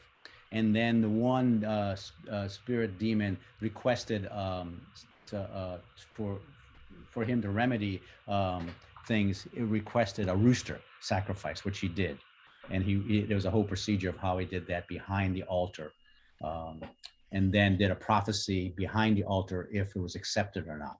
So all these things, and this again is, it started at, this one started in the afternoon and it proceeded to about midnight and then stopped. He put it to sleep, he put the ritual to sleep, and then he woke it up again in the morning the next day, and it went on for 7 days. Wow. And this was a ritual to reinitiate this Bade, this man who's being initiated. He was from a strong hereditary line, and what happened is he went to Beijing to make money, and in the interim, his father had passed away, and he had not become a Bade. And so what he did was went back and found this man who was nearby, about 50 miles away, and brought him in to initiate him into his Bade school, which was associated with this man's father. And so that's what he was doing. So it's a 7-day ritual, and this is like day 3. Kind of like dealing with the demons first, and then kind of cleaning house, and then let's proceed, and then move from there. I just want to comment that, so this looked like the martial arts, which had a very spiritual origin. The martial arts are practiced today just for combat and all of that, and that we have this, now we have a battleground of the immune response and dealing with viruses, and we still are doing battle. And we think of doing battle in this way, and we brought battle in to so many activities that we do, right? So it's interesting how we have that on a physiological response, immune system, upping this ritual response with demons or the forces of illness and dis-ease. I also want to address sacrifice at some point in a big way. I mean, why kill animals? What's the whole point of sacrifice? What are the different forms of sacrifice? It's interesting that in Christianity, it became from sacrifice being the Jesus sacrificing himself and doing that duty to take on the sins of others, and the proclamation of Abraham, let's not kill and sacrifice our son, but do it in a ritual way. So ritual became now the form in many cultures. That's a huge topic that is worthy of addressing, because we say offering, we don't say sacrifice, we say offering. So I think it's a huge thing in our that needs to be looked at in depth. So I just want to put that on the table. Yeah, there's a lot to unbundle there. A lot to unbundle there. It's probably the most difficult thing for me to witness and document, because I feel it totally unnecessary. I'm a vegetarian, moving towards vegan, so it's definitely something that upsets me. But at the same time, I respect their traditions and try to understand it. And when the last big documentation project I did in the Wulin Mountains was a 5-day ritual, and within that they sacrificed, but they're doing a demonstration. So they brought in 6 Bades, and they brought them in to essentially document something that hasn't been practiced in a while. And so they wanted me to do a video documentation of a documentary, as well as an article, which I just completed, will be published soon. And that is, but within that, they had many sacrifices or offerings that were part of it. And I requested that they don't do it because it's a demonstration, and they said, okay. So in a way, it's like, they're evolving as well. Maybe how we evolved historically from human sacrifice into animal sacrifice, and now we're saying we don't need sacrifice at all. That's not part of what is important. So, like burning a piece of paper. I mean, we saw that in Mayan tombs, right? The burning of the paper, sending the prayers up to the spirits. There's many ways that same gesture being expressed. Go ahead. No, that's good. I was just going to say, so in the essential steps of ritual, which is where we began, we're seeing a repetition. We're seeing from culture to culture that there are certain artifacts, certain steps of ritual that are represented, which comes back to how Dr. Goodman was able to determine our practice and why there should be certain steps honored that need to still be part of the practice. It's not just holding a posture, that there's a way of entering into this space. And so I was taking notes from the beginning by the whole set of intention, setting the sacred space, the preparation of the audience, the sacred space, the initiation you talked about as well, those steps of putting us in the right mindset, the right direction for ritual to have its power, for its for its effectiveness. Mm-hmm. Let's go over those. Tell me more what you perceive as the steps. So now within this, there's the addressing of this what's bothering the spirit demon. So we're kind of into that step, which is what, again, in a narrative like a film or whatever, we're dealing with like the big issue, the big problem, and then the pros and cons, and then there's always like a turn of events, and so we're kind of moving in a very similar but different way as we would dramaturgically. And then after the event of the demons, now we have conversational with supernormal beings. So once the spirit journey, this is the spirit journey element of it. So spirits chiefly speak their own language, their own the animal-like spirits, like their own characteristic noises, and we saw that with Izbekov in Saha. With speaking like an animal in an animal voice. Some of the spirits also speak in local languages, such as two spirits arguing with one another. And sometimes you'll see that, and I have documentation of someone kind of taking on both roles, which is very, kind of curious and unique. And the shaman then creates a reciprocal role relationship between the two spirit helpers. And so basically a moderator. And so they're traveling in a sense, and it's a dialogic travel. So now they're in it. They dealt with the spirit demons, which get in the way and kind of want life or want blood from for an offering. And then now they move into the journey itself. And so now you start to see, and some of you who have used postures and used trance techniques, there's always a dialogue that occurs, within that, whether it's between spirit helpers or your own spirit and what you encounter. So there's kind of like an interaction there between you and the spirits. Right. So this is what's happening at this moment. And in a film or a play, it's kind of like maybe inner dialogue or pros and cons. How do we go? Where do we go from here? How do we resolve this? What's the future direction for this? So all these are things that we can see as we move forward that are part of this the shaman's narrative and the ritual narrative, but also part of a dramaturgical narrative in, let's say, maybe a diluted form or a referencing form. And then the shaman's journey oftentimes is something that's mined for the community. So when I work with the Inupiaq in northern Alaska, they have historically the Kiviuk, which is the Eagle Wolf Messenger Feast. And this is an archival photo, but they revived it in 1988. And I was lucky enough to be there when they revived it and then interviewed people and wrote about it. But basically, the shaman's journey then becomes the wellspring for mythology and the mythological narrative. So what occurs in there is something that's drawn and told to the larger community, which they see as like a form. So this, you were asking earlier about where these forms come from. So in a sense, a lot of them come from how a specialized person, someone who is touched in some way and has a certain vision, how they see it and how they come back and how it resonates, with the larger community, and then how they actualize it. So this is a ritual that's probably one of the oldest rituals within the Inupiaq community. And it's basically what happens in the spirit's journey narrative is you get a description of the spirit, a shaman's journey, activities of shaman underworld, all right, and description of supernormal beings. All these things happen. So within this, the shaman brought back this story, this narrative about how humans and animals transferred. And so here you have them, this Eagle Wolf Messenger Feast. You have that drum is what's in the middle. It's a wooden piece there. It's a wooden box drum. And on it, you see like a little feather. That's the breath of the drum. So it's animated.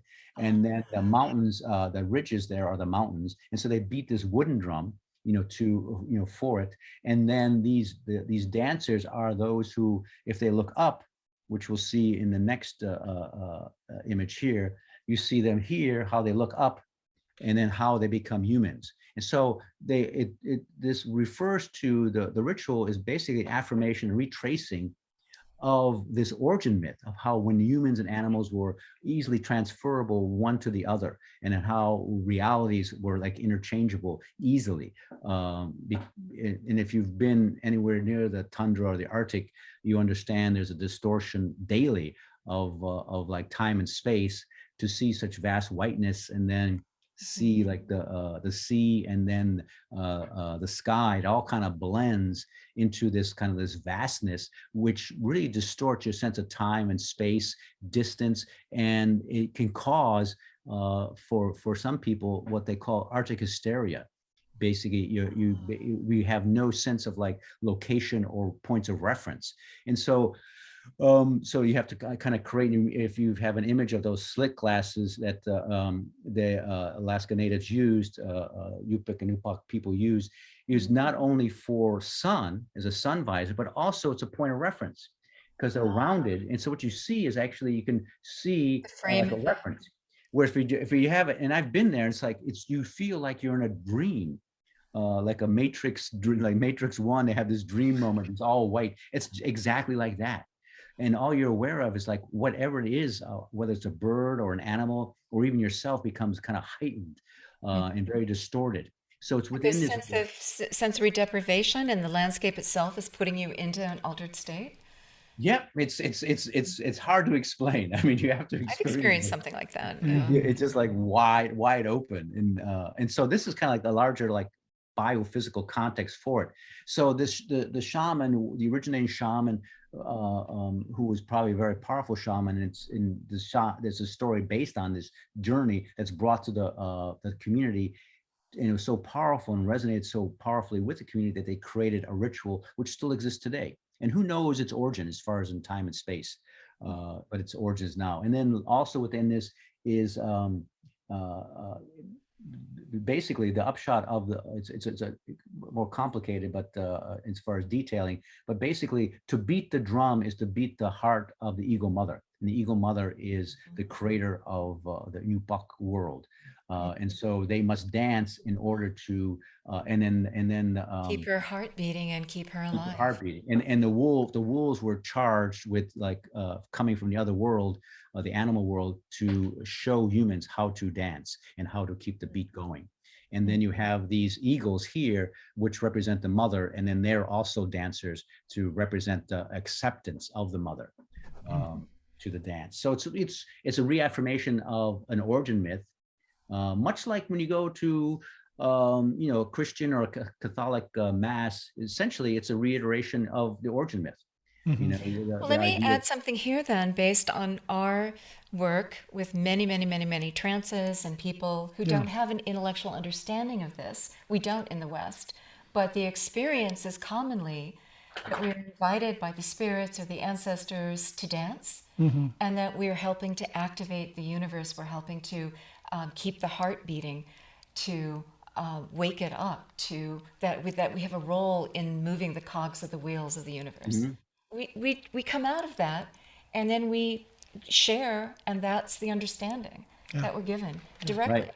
So it does not surprise me that these same cultures would have that same understanding, what delivered to them by this same experience and expanded reality, because we're getting it even today. Right. Just direct. It would make sense. With that, we don't have a cultural background for that, but that's what we report. We hear it again and again and again. We have that recorded on Zoom. We have that recorded in our notebooks. We have 50 years of records of that kind of thing happening. Isn't that interesting, Thomas? Don't you find it? So building on that, what I do in my performance work, which I've alluded to a little bit, is going into trance, using this as maybe as a model, going into trance collectively, then reporting back after the trance experiences or a series of trances, because people who trance together basically using postures as well as other techniques come back and they begin to actually start trancing collectively. And then we look at where the similarities are, and then we see that is like a focus of like what we should explore in more detail. And then we start manifesting it biophysically in space. And we say, how do we like actualize this? How do we imagine it in this world? And then it starts speaking. And then we create performances essentially based on trance. So there's a whole process of like how we can create, much like the Kivik was created, using trance postures to extrapolate them forward. So there's a methodology. Much like Goodman gave us a formula for our event, the mass trance dance. Sure. And much like in a group setting, what we find is, and I call this quantum entanglement in everyday world, but elements of the trance and a theme comes up for the group. There's like a group lesson, a group insight that people will express a piece of it. So interesting. And I can't tell you how many times we've traveled to the stars and back. Yeah. You're welcome. Fabulous. Okay, we'll have the second part of this, but let's turn off the continue. slideshow and let's Have some discussions. Yeah, you mentioned Frederick's here, Christine is Well, here. Frederick is asking, Yeah. making some comments in the chat room. So is Christine. So is everybody. But Can we put them on? Yeah. Well, Frederick, would you like to come on screen and share your comments Let's at this get to point? everybody who's commenting. Yeah, sure. I'm really excited about your work, Thomas. It's just, or shall I call you Tom or Thomas or Yeah, either way, that's good. either way? Okay, I'll call you Hey You then. Yeah. Well, he's Professor Lucky Boy. Yeah. I'm sure that we share a lot of territory. You obviously must have studied with Richard Schechner, so I did. so it's, I mean, I can see where his stuff is writ all over your work there. It's wonderful. Oh, good. Yeah. And I've probably done the same as you have, and I taught courses on ritual studies at the University of Iowa for maybe the last 25 or more years. And so it would be wonderful to like sort of dance with you in a dialogue about the nature of ritual, one of these sessions. Find a date, do it here. Yeah, this is definitely surface stuff. I mean, trying to get in a lot in a short period of time. Yeah. Yeah. I mean, I was just thinking, just only one comment out of about 500 I could make right now is that one of the things I used to do in my course on ritual studies, kind of based on the work of the person who's known as the father of ritual studies, a New Mexico native named Ron Grimes, and was the whole course would lead up to us inscribing and performing our own ritual, whatever it happened to be at the end, like at a chiropractor's big farmhouse about 12 miles south of Iowa City. Oh, nice. And so like that's what we did. We built up the performance, maybe as a group, somehow we could come up with our own ritual and like do this. We could have like Christine come and Thomas and everybody else here. Bianca's there. Yeah. That's true. Yeah. Well, it shows you how deeply embedded this is in our psyches, in our biophysiology. It just shows you that we can enter into this so easily and readily. And there's a shared language. We know what to do. It guides us. I just find that beautiful. Yeah. And I feel that we're responsible because we, for whatever reason, we're enabled, we're educated, and we have the wherewithal to organize things. And so I'm driven kind of by responsibility to share and to actualize whatever I have in some form that could be distributed broadly. And that's maybe where the theater comes in, because theater is meant to be broadly shared to a larger community. And so how do you transcribe that and make it accessible has been a real pursuit of mine. Yeah. What's that, Christine? See if she. Okay, so she's had a problem with her internet recently, but let's see if it's working. Christine, can you join us? There you are. Shared. Oh yeah, you got good internet today. Yes, they were working on the box last night up the street from me. So I was like, maybe I'll have internet today. Thomas, truly wonderful, fascinating. I have so many other comments, but just kind of expanding on what you said. So I don't have anything insightful. In fact, I learned a few things I didn't really think about are in the terms you put them in today. So I have much to mull over, but excellent presentation. Thank you. So much. Thank Yeah, yeah. Thomas, I do have one little question. How closely, as the Korean and the Miao and the Hmong in their ritual, do you see these things as being really connected up? Yeah, there's the Mudangs are in the Korean have really specific shamanic tradition, whereas the Bade they look at they're more form and they're more ritual oriented because they're more communally oriented, and also the fact that they still exist within isolated mountain communities, and so the cultures are different. And whereas Mudangs basically in Korea is such a small country for a large number of people, they're more urbanized, and so they kind of formulated differently. They went to like a specialization, I think, whereas in the villages it's still more communal. So someone does a ritual, and it's not only for the family, it's for the whole community, to partake in. Yeah. Yeah, that's what I got that impression from. Go ahead, Fred. I got the impression that what you were documenting was more community oriented than what Laurel Kendall did, for example. I don't know whether that's true, but what do you show? Yeah, and it's basically it's family, but family means villages essentially had like extended families with maybe there are like 3 or 4 large family groupings, and so they would all collaborate, and there's intermarriage, etc. Some communities, villages are like maybe 100 houses, some are like 30, some are a few hundred. So it really depends, but yeah, it's communal. And everyone partakes. It's amazing. The final day of this Zinyu, this water buffalo ritual that I was partaking in as far as like documentation. It's like the final days, the entire community came, and I have no idea how they were notified. They just were there, for the culmination of it. Yeah. It's like we can gather today over Zoom. Yeah. Isn't that wonderful? Well, who else? Anyone else has any questions? We have filled up 2 hours easily, as you know.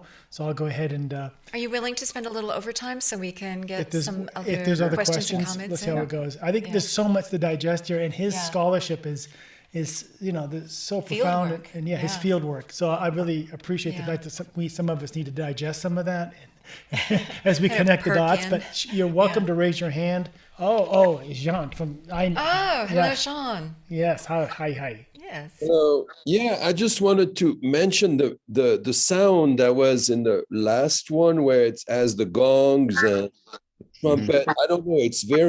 It made me remember in Tibet they have this ceremony or festival called the Mani Rimdu.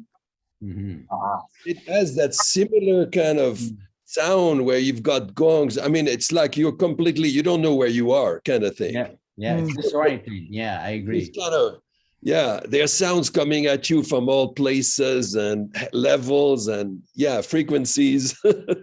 Maybe it's that disorientation that allows us to make that transition, right? Yeah, Exactly. and they were jamming with the Bades. I mean, they were increasing and they're pushing them along. So it's like that nice flow is happening. Yeah. That's all. I just wanted to mention that. I'll look that up. Thank you for. Well, it's interesting how we get. I mean, I'm just so marveling at this about what the traditions are, because we don't know. We don't know. Right. We didn't know that until you told us. Thank you, Thomas. But that the experiences that we have in trance are so perfectly aligned with this same dynamic, the same mission, the same lessons. Right. So it doesn't surprise me how this originated, this dialogue that we have with the spirits, universality. and how Goodman, my understanding is, okay, yes, the ritual is there for us to read the cues. Our body, mind, spirit reads the cues, enters into the state, physiological shift to open the bandwidth, have this dialogue. But also it's a language to call the spirits in, to call the ancestors in, to wake up that sector of the matrix of the field, right? And to have that flow to happen. And so there's this very exciting dialogue that we're having with this expanded state. Our boundaries dissolve. Our boundaries dissolve sensorially. Our boundaries dissolve in our personal identity. We expand. Our boundaries dissolve to communicate. I mean, your story about the relationship between the animal spirits and humans early on, there was a time, that's a story that Goodman quotes to explain why we meet animal spirits so much. They're part of our family, brothers and sisters. There was a time in history when we readily interchanged and shared identities, that our identities are not just this human body, but our spirits can travel and expand and change and form and then come back. It's a journey. We go to that alternate reality. We have this experience. The healthy human knows the difference between the two. We don't mistake the two. Right. But we can come back through the threshold and come back and share with our community the gifts received. Hero journey, right? We cross the magical threshold, have an adventure, gift, come back, share. Just over and over, that how replete it is in our story, our culture, our history, and our current experience. Coming at it from the Oh my gosh. perspective of theater, coming at Yeah. it from the perspective of that The stories we tell the ourselves stories we over tell and ourselves over and over internally again. and externally, Yeah. putting the pageantry around us, creating that element so that we can allow ourselves to enter into that world, enter into that state. And look at the fascination with superheroes and superpowers and Yes, of course, and, yes, in this day, it's- these magical realms today. Yeah, yeah. We're still fascinated. We're still interested. We're still using that as a medium for lessons to be delivered to us today. Yeah. Yeah. Wow. I, Thomas, I may have someone else with hands up, but did you want to comment since we just... I just want, what's important for me is to remind us that we talked about the parallel between drama and dramaturgy and ritual. One big demarcation is the fact that drama is essentially human-centric. And that, I mean, think about any film or play you've seen that has an active participant that is non-human. And usually it's the environment or an animal as an adversary. And that's how, or spirits is something that is, well, horror movies or something that generally don't interact or haunt us somehow. So they're kind of like they're marginalized and put in a negative light for the most part. I mean, rare exceptions otherwise. And whereas in a ritual, they're seen as participants. And the idea of like being marginalized is very much part of like how we see the world. So if we see a drama and we see animals marginalized, then we understand them as such. It reaffirms our perception of reality and kind of ingrains it and kind of encodes it, reality. You know, so there's a big difference for me.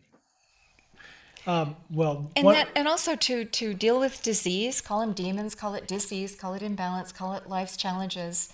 That's what the heroes are faced with in order to make a drama, in order to make a story. a virus. It has to be a challenge to overcome, right? There has to be growth.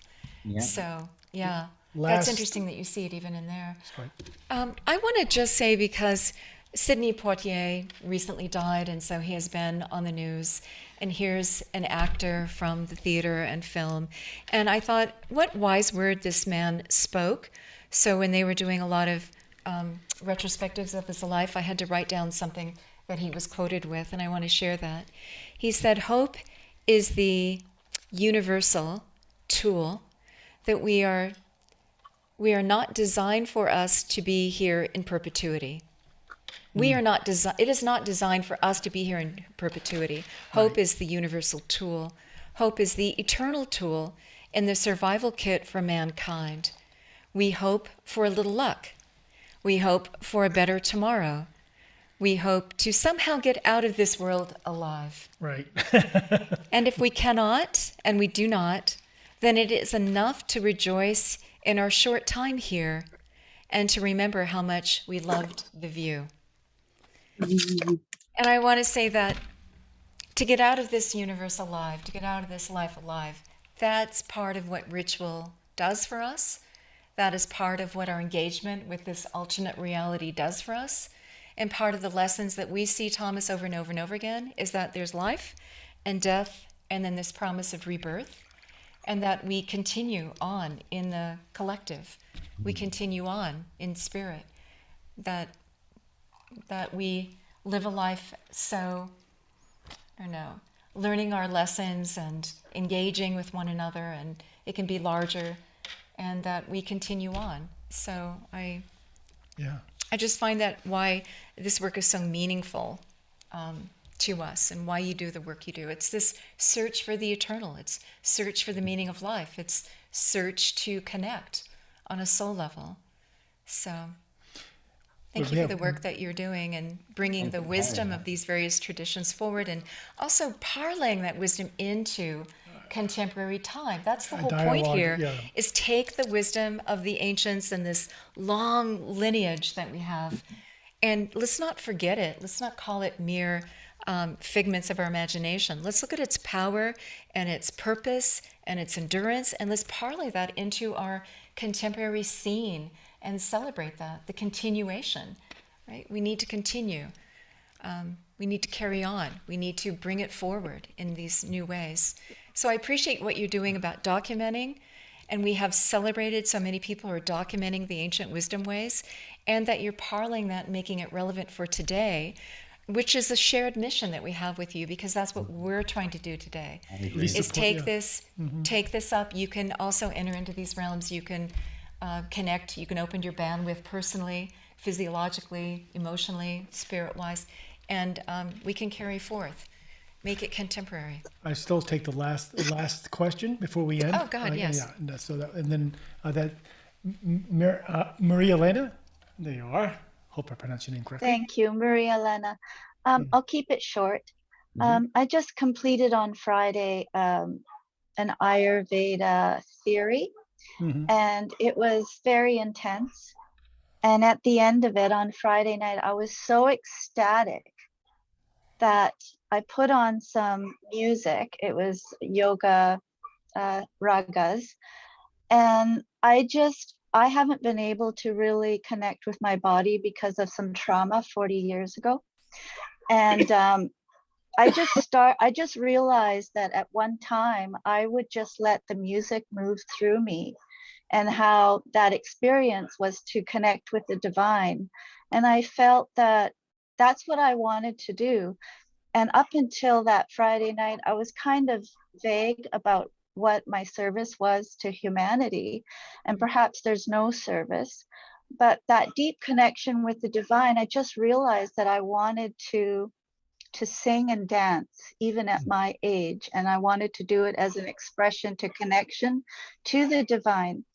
So I went like crazy on the internet for hours and hours and hours, looking up yoga and dance, connection to the divine. I got all this information. I connected with you, and I just want to thank you and tell you how grateful I am for today's. This is my first time on the Zoom with you, and I just want to thank you and Thomas for delivering this wonderful experience today. Beautiful. And thank you so much. Yeah. Thomas, she's thanking you. Thank you so much.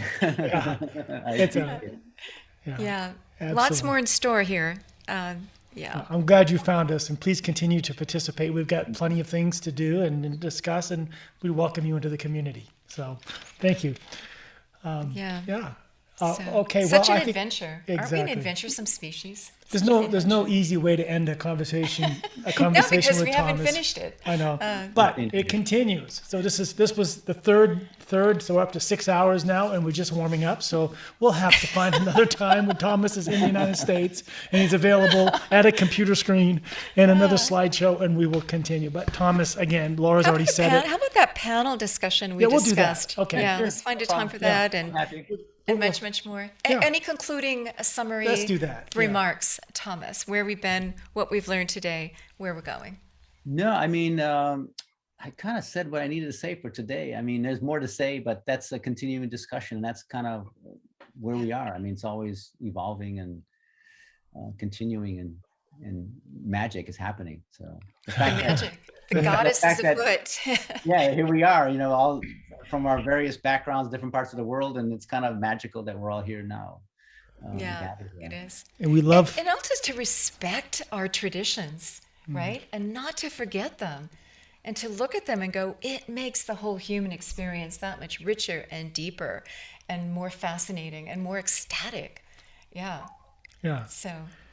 And we're lucky to be your outlet for your family photo book or whatever you want to call it. Yes. Home movies, home movies with Thomas. Yeah. Thanks for being part of our Urzat faculty, among many others of our Sunday guests. Thank you, Thomas. So and thank you all for being here.